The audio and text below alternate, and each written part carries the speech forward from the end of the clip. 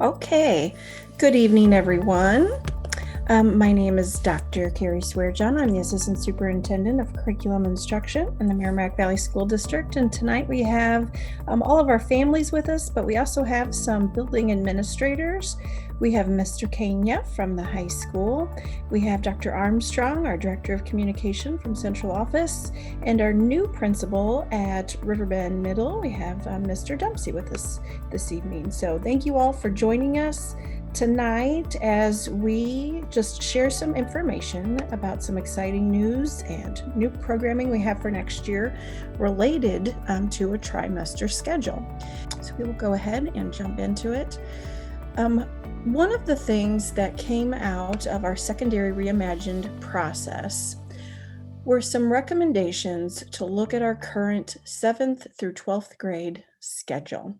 So starting of November of 2019, we engaged in a secondary reimagined process. And this process was really to plan, gather input and feedback on the future of our secondary programs. We visited other schools, we had teachers, board members, parents participate in a student for a day activity where they followed students around and just really got a glimpse of our student experiences. We also did student focus groups where we listened to our students and talked about what their needs were, what works, what didn't work. We did lots of research on different programs throughout the country and basically came up with several recommendations for the future of our secondary programs at MVR-III. The first big goal that we tackled was scheduling. And this really was a time-sensitive goal to tackle because the schedule now, as you know, your students have selected courses, the schedule now really helps us plan for the future of next year to be ready in August. So out of the scheduling process and our scheduling research, looking at other schools, the committee came up with a recommendation. The overarching recommendation, as you can see, was to create a consistent yet student-focused schedule for our 7th through 12th graders, something that allowed for choice, a schedule that supported all of our students, our most advanced students to our students who need that extra remediation. One of these key sub-goals then were that we have a consistent schedule between Riverbend and the high school.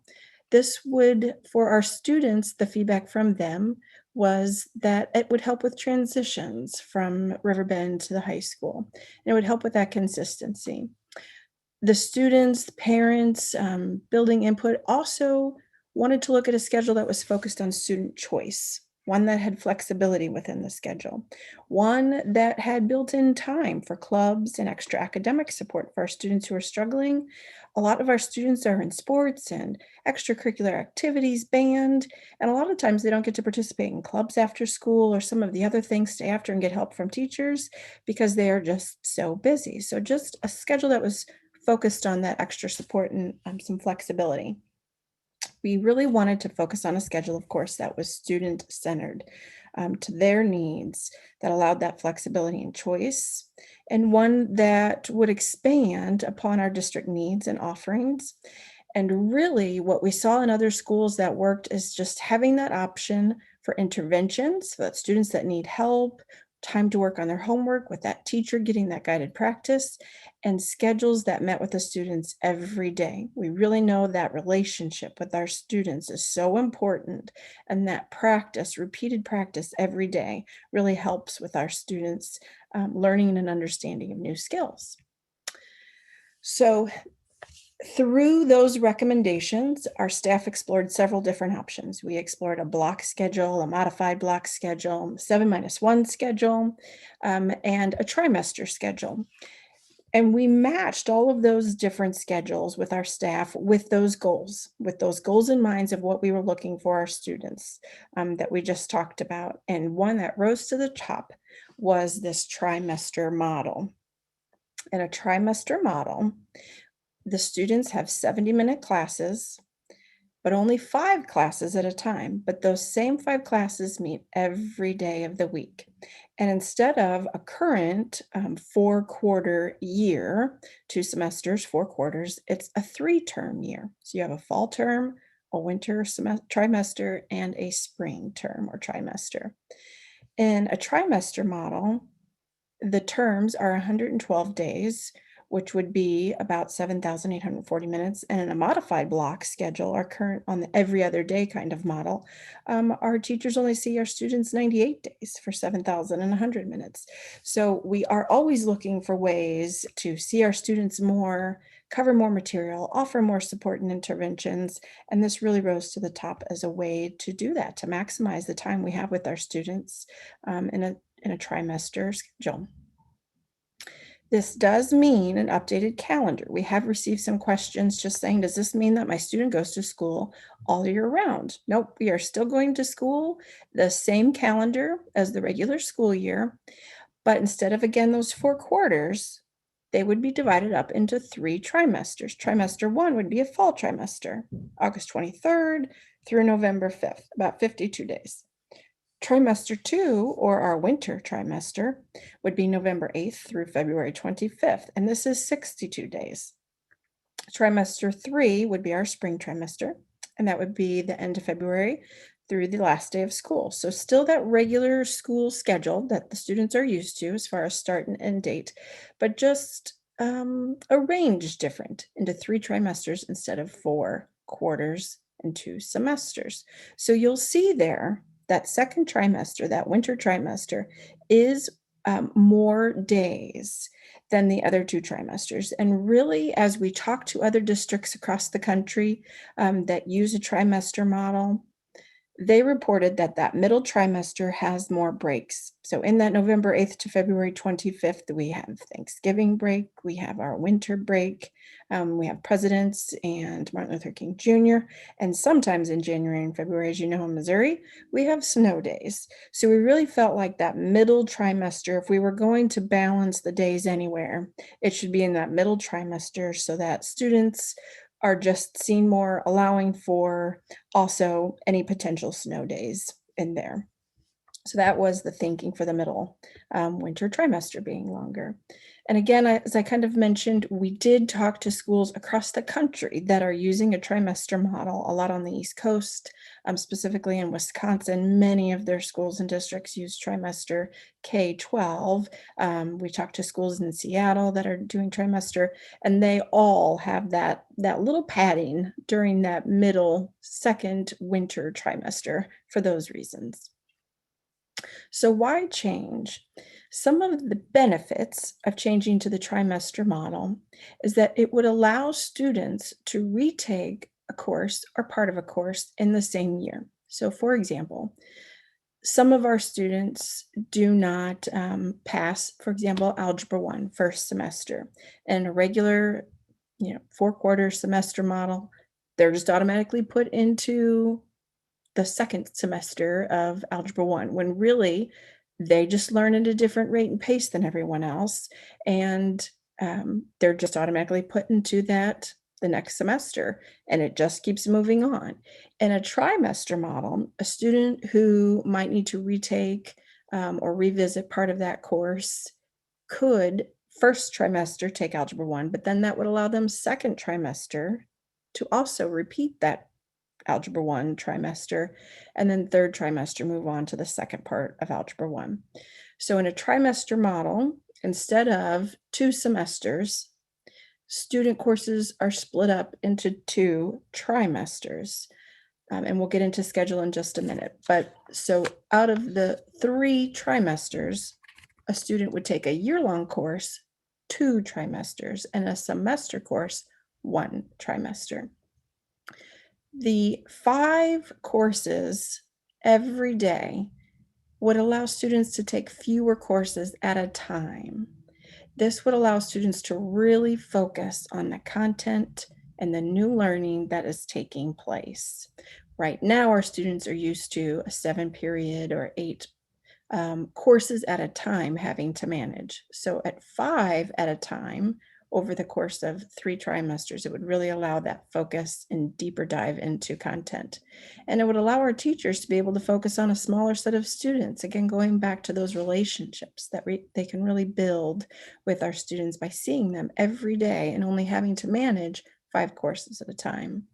It would also, like I said, have that built-in support or intervention block during the day for clubs, that students would want to take. And we'll get into the actual daily schedule in just a minute with Mr. Kenya. He'll kind of review that middle block. So I'm going to unmute our Mr. Kenya from the high school who is with us this evening, and he is going to talk about what that daily schedule would actually look like.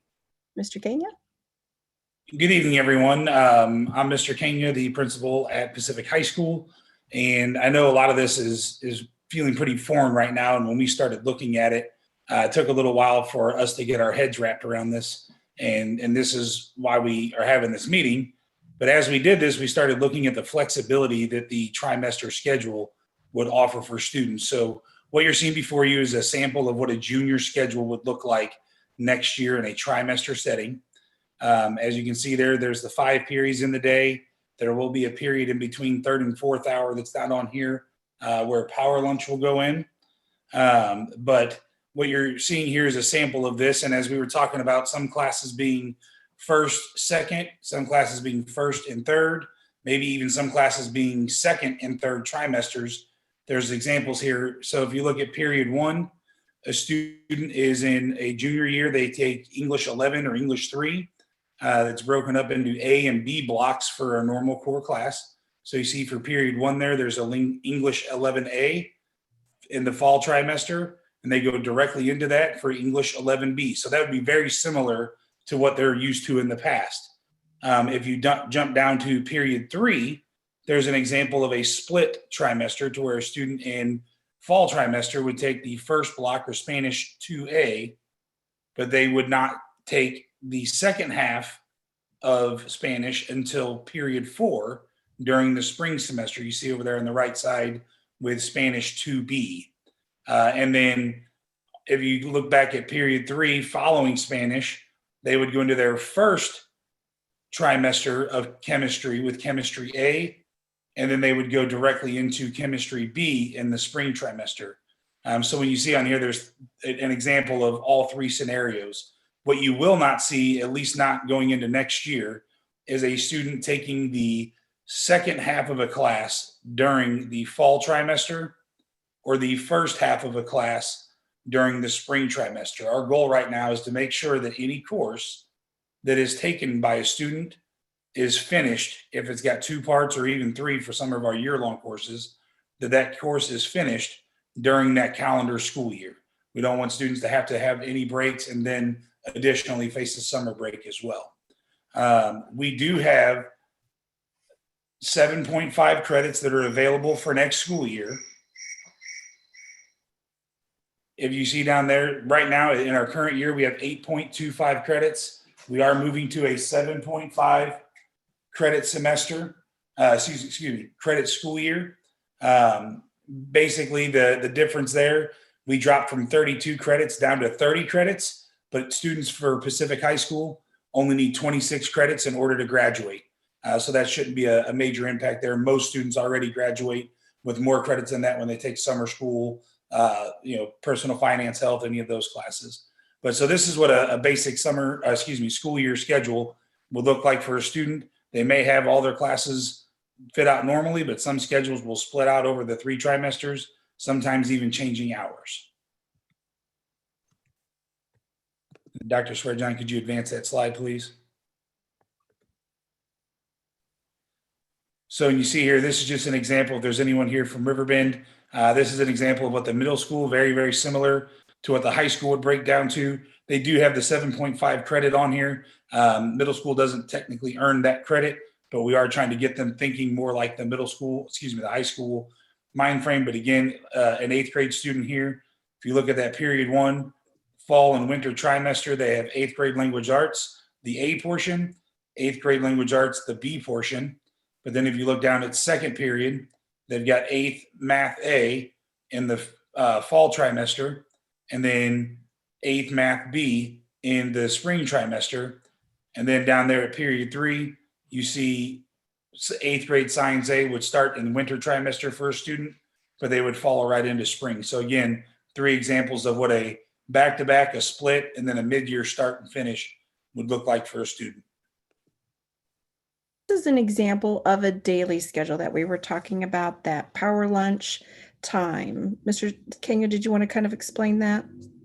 Yeah, is the power lunch part on there still? Yes. So power lunch is a concept for a long time, we have been trying to find a way to give students a period throughout the day that allows them to take care of their needs. Every student has different needs. Some have more time they need to spend on studying for homework and studying for tests. Some have times where they're involved in a lot of clubs and activities, and it's really hard to find time during the school day to do that. And it's almost impossible sometimes for students that are very involved in things to find time before and after school. As well as there's just sometimes kids need a few minutes throughout the day, depending on what their life's like and the things they experience on a daily basis. Advisory is something we've tried for a long time. I think a lot of you probably heard it called ACTFO and academic focus and a lot of different names over the years. And we've tried it a lot of different ways. What we haven't tried is really turning that time over to students. We are looking at a new concept called Power Lunch, or new to us. We went and viewed a few schools that had this concept, and there is a 1 hour period you see there right now for the high school. It is set at 11:10 to 12:10 each day. When that bell rings, it's called Power Lunch. They can eat lunch during that time, but students really have freedom to choose during that time. During that time, they can use it for study time. They can go to a teacher and make up a test.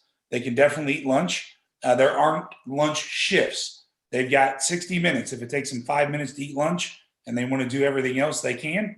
If it takes them 30 minutes to eat lunch because they're a slow eater or whatever, they've got that freedom and flexibility to do that. Also, if you could bring that slide back up, please. There's time for club meetings. There's time for them to go see their teachers. And there's just recharge time. Some days a student may not get back from a sporting event till 10 or 11 o'clock at night. And maybe they need to just unplug, or maybe they had a bad night the night before, or a long day the day before. They just need to unplug for a little bit. And this is a time that will allow them to do that. The flexibility in this time is great because whereas a kid was trying to do this in the confines of a classroom, it's always been a struggle for students that needed different things out of advisory than what we had in place for it. There are some occasional requirements for students. If you look down there, one of the hardest struggles for our counselors is getting good quality one-on-one time with students to be able to sit down and talk about career and college goals, talk about things that are on their minds or questions they may have about what's coming up in the years ahead. This is a good time. Our counselors are planning on having meetings during the power lunch time where they're going to sit down, they're going to schedule it, send out an invite to students. Students are also going to learn time management and time responsibility during this. And they're going to be looking at also doing homework recovery. If students are struggling, while we do want them to have freedom, if they're not managing their time outside of the school day or in the classroom well, there's this homework recovery where we're going to have a room set up where students can be required to go there until they get assignments made up. We will have class meetings that the administration and other entities run from time to time. We will look to use this time to protect class time as much as possible. And then you see on there, it's SEL time. That is social emotional learning. That's a concept that over the last decade or so has really gained momentum in high schools. And for us, we use a program at the high school called Every Monday Matters. And that program obviously will go in on Mondays, and it is talking with students about positive decision making, coaching them through how to handle tough conversations, what to do during times of failure. Those are just conversations that we have with kids, and it helps to open up to the concept of, hey, other people are having these issues too. Let's talk about it, find solutions that are positive and have a productive outcome for me. Really, the focus here is just we want students to have the opportunity to do time management, kind of a practice towards their more adult life, as well as giving them the freedom during that time to use what we have used for advisory for something more inside of their control for their specific needs. Now, this is the high school daily schedule. The Riverbend daily schedule will look almost exactly like this, but our middle school students in a transition to help guide them to that flexibility of honestly what when we looked at other schools looked like a college campus during that power lunch. It was students using that time management, self-regulation to get what they needed done, whether it be clubs or homework. At the middle levels, we need that a little bit more structured and really guiding them to get to that point. So many of you know our current 7th and 8th graders at the very beginning of the day have a period of their day called tribe time. And that is setting goals for their personal work. Again, the focus on that social emotional learning time. Riverbend also uses Every Monday Matters, and it is a focus on time management, responsibility, just those core character building lessons in time of the day. So at Riverbend, that hour will be a flip-flop of that tribe time versus lunch. So students will have the tribe time for a half hour and then flip to have lunch for a half hour during that hour, and vice versa. 8th grade might go to lunch first and then have their tribe time. And during that tribe time, they're talking about these same schools. How do we manage our same skills? How do we manage our time? Do we have our work done? What are your grades like? What goals do you have for the year? And they do some of that college and career building and high school grade planning. So it really is a neat concept fit within this trimester schedule as well. As we looked at different schools and districts across the country that are using trimester, they were reporting several different things, positive, measurable improvements that they saw by implementing a trimester schedule. First was because they had that time, that trimester in between sometimes for students to get that extra help, to remediate right when it happens. They saw an increase in on-time graduation rates. Because students were having to focus on just 5 courses at a time instead of 7, they saw an increase in GPAs. And again, that time was built into the day to get help from a teacher when I need it, to have some remediation, to have some teachers really having eyes on them and supporting students when they see grades starting to dip. Also, districts saw improved in advanced course participation and their achievement scores. Again, really by seeing students every day, teachers were able to go a little deeper into the curriculum and students were able to move through particular courses quicker in a trimester model. More graduates were able to complete college credits, but schools and districts also reported some intangible benefits. Things that their staff shared that really spoke to us also is that their students were happier, less stressed. There was this better balance between their home life, their extracurriculars, all the things that they have to get done, all of the extras after school, and balancing that school work because again, they're focusing on fewer classes at a time.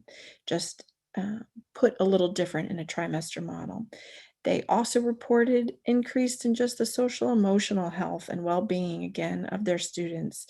Happier students, less stress, really focused on teaching our students to manage their time throughout the school day.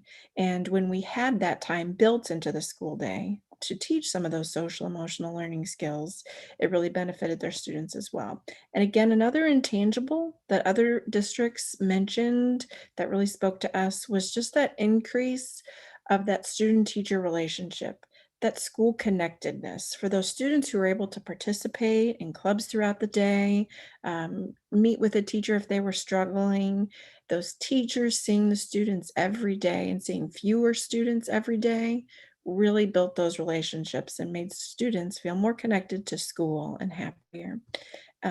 So that really spoke to us as well. These are things that we are going to measure throughout the course of the next couple of years that we will report to our board and to our parents every trimester.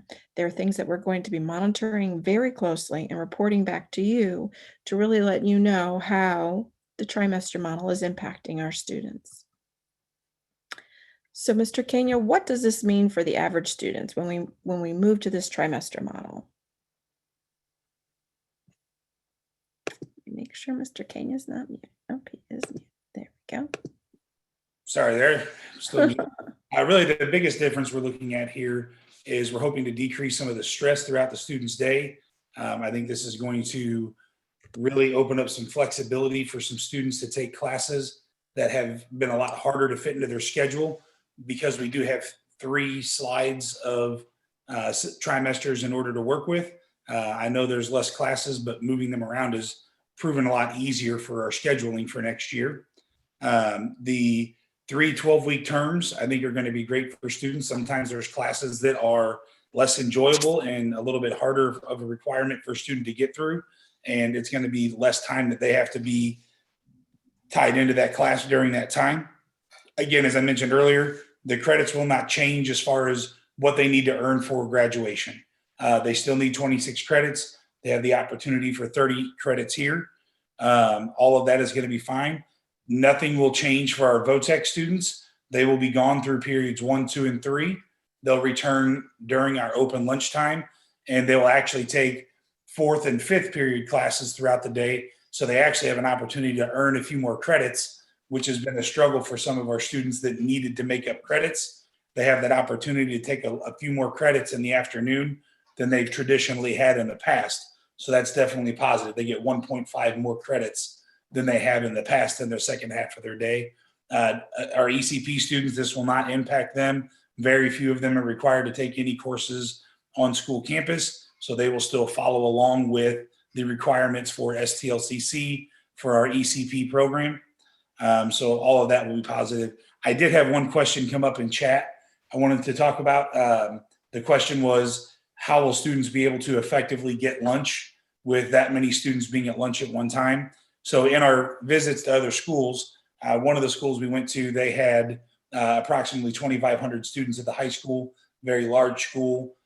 They had 2 basically full serving areas where they served food out of, and observed their times during power lunch. And there were really no struggle at all for students to get food. Kids kind of figure out that pacing. Hey, there's a big rush at the beginning. I go in the middle. But we are in talks right now with Chartwell's and Mr. Savage, our assistant superintendent that is also overseeing our facilities. We met with them, and we are looking at adding an additional serving area, most likely in our library, where there's also a good amount of seating available in that region. So we will basically be adding another cafeteria space on for students to be able to get food. And in the power lunch model, students are able to eat kind of really spreading out wherever they want. If they want to go to a classroom, they can get that tray and go work with a teacher. So that will actually increase the amount of time for a lot of students that they'll be able to have in contact with their teachers over the 40 minutes we have now by actually grabbing that lunch and going and working with the teacher. But we are adding that cafeteria space or that serving space so that we can make sure we can handle our population. Again, they had more than double our population, and they did excellent with it in their 2 serving areas. So we feel by adding a second serving area, we'll be doing pretty good. Right now, we serve at each lunch. Most of our students are completely through the line with their food inside of 5 minutes. So I think we'll be looking pretty good to be able to manage our students during that time. Great question. And we do have awesome food service personnel. So great question. All right. So additional parent information, Mr. Kenya? So just to let you know, we're not going to throw kids into power lunch right in the first part of school there. We have had meetings during the school day with students to talk about it, but really seeing it in motion is important. Several of the schools that we talked to that do something similar to this, they really recommended right off the bat walking students through these power lunch options, showing them the spaces that are more acceptable to use and what's expected in those spaces. We will have quiet spaces set up for students that don't need the noise and the commotion of that time. So we will spend the first few weeks of school walking through the expectations, showing students the locations that they can use, making sure students are very clear of the expectations. We do have open lunch for seniors, by the way. Open lunch is going to stay there for seniors. We're just going to make sure that they go during the first 30 minutes and check back in.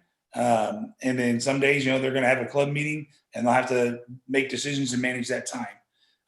As we get closer, we will definitely send out more information and do a video with parents to kind of walk you through the building and show you what some of those spaces might look like, so you can become a little more familiar and comfortable with that as a parent.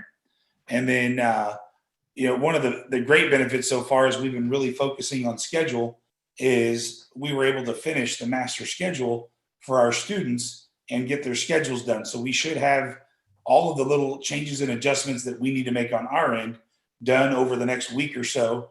And then by the end of April, that last week there, probably around EOC time, you will see your students will actually have their schedules sent home, and they will have the opportunity to look at those, ask questions, make adjustments this year so that we can come in and jump in feet first and be ready to roll next year. So just having the schedules done ahead of time, again, we found that placing students in schedules was a lot easier and created a lot less problems in this trimester setting.